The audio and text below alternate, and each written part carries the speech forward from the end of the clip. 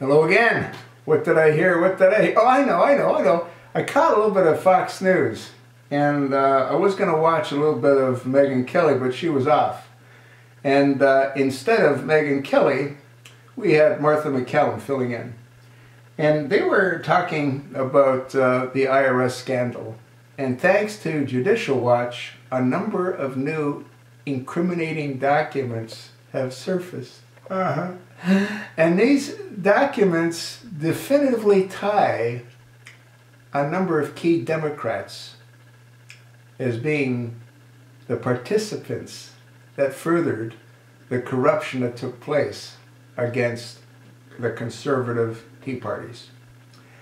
There's evidence that Stephen Miller, a high-ranking IRS official, had exchanged emails with Senator Carl Levin out of Michigan. And Carl Levin identified the Tea Parties that he wanted to have the IRS scrutinize by name. And this all surfaced, once again, thanks to Judicial Watch and the Freedom of Information Act.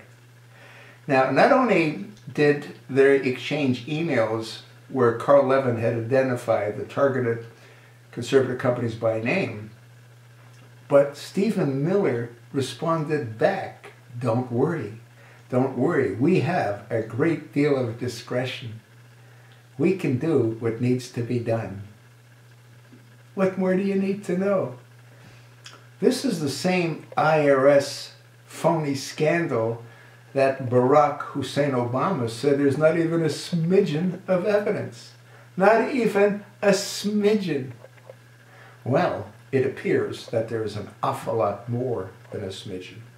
You've got Lois Lerner, and she's already been held in contempt of Congress. I think the Attorney General is going to have a full plate in dealing with what he has to deal with. The question is, will he deal with what he has to deal with? I suspect not. So what's left? Well, I did a video, and the Sergeant of Arms is what's left. They have to act. They have to end this insanity. There's just so many phony scandals, none of which are really phony, as we're finding out. Benghazi isn't phony. The IRS isn't phony. Fast and Furious wasn't phony.